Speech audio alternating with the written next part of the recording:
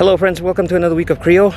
This week I'm at Stanley Park and that alarm is ringing and ruining my shot.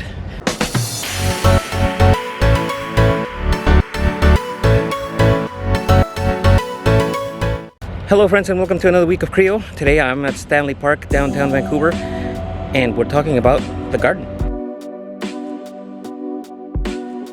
So when the Bible's talking about parks in the Bible, it was a little bit different than what we think of parks. It wasn't a big open area like Stanley, like where I am right now. It wasn't even a farm or a place where they grew fruit, although there were fruit trees there, and the humans were free to eat from all of them. The garden that we were talking about, to the ancient Israelites and to the people of the Bible, would have meant a place of worship, a special place where they would have set up something like this. A statue.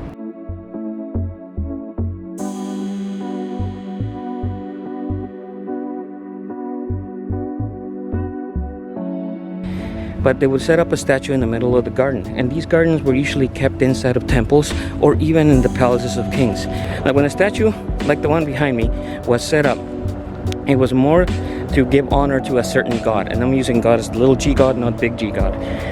So they used to set up these things inside of these gardens as a way to honor the god. Amazingly enough, that's where you actually went to worship for a while. Here's the neat thing about where God set up his dwelling place. You notice that in the scriptures you can actually take a look, and he did not actually build a palace. He didn't build a massive temple, and he did not build a huge cathedral to himself. Instead, he decided to build a garden. So inside these gardens, they would set up a statue or an idol.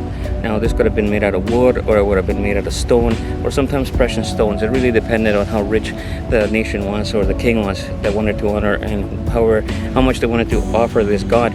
Now the neat thing that we can learn from this thing is you have to change the mentality of what the Garden of Eden used to be like. It was not supposed to be just a place where people do hang out and lounge. It was supposed to be the meeting place with God. This is where God lived. He lived with Adam and Eve. He lived with the first humans. One of the most amazing things that God ever did for us was not to set up a statue or a building to himself in the middle of the garden. He could have done something like that, he basically made the universe, so why couldn't he have built himself a massive, awesome looking palace, or even set up a place up high in a mountain where we had to go visit him?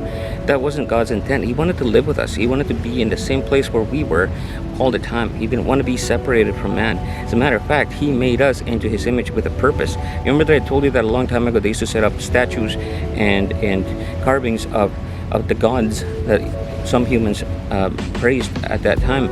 It was a sort of honor inside of a garden, much like Stanley. And one of the things that God changed, though, one of the things that God instituted, but he didn't want anything made out of a metal or a stone to represent him on earth. Those statues were supposed to represent the God in that garden. But God didn't want that. He didn't want just a piece of a material to be his representative. Instead, he chose to use us. He made us in something that we call in theologian circles Imago Dei, the image of God. The very person of God was actually placed in us. Is the reason he breathed his spirit into us. We are the only creation, the only thing in the universe who has had the breath of God breathed into us.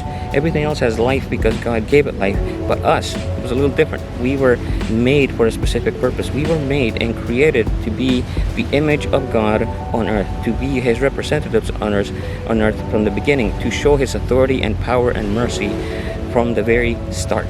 Now that's amazing, because God did not want an inanimate object being used for anybody to worship him. He wanted us to have a relationship with him.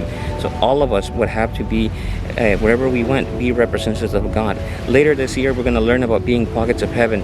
But because we were created in his image, it did give rise to a little bit of problem. This is the reason why humanity was banished from the Garden of Eden. In short, we wanted to become God.